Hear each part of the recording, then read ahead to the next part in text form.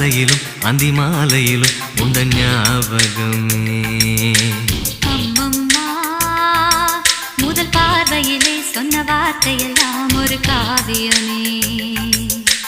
சின்ன சின்ன ஊடல்களும் சின்ன சின்ன மோதல்களும் மின்னல் போல வந்து வந்து போகும். மோதல் வந்து ஊடல் வந்து முட்டிக்கொண்ட போதும் இங்கு காதல் மட்டும் காயமின்றி வாழும். இது மாதங்கள் நாட்கள் செல்ல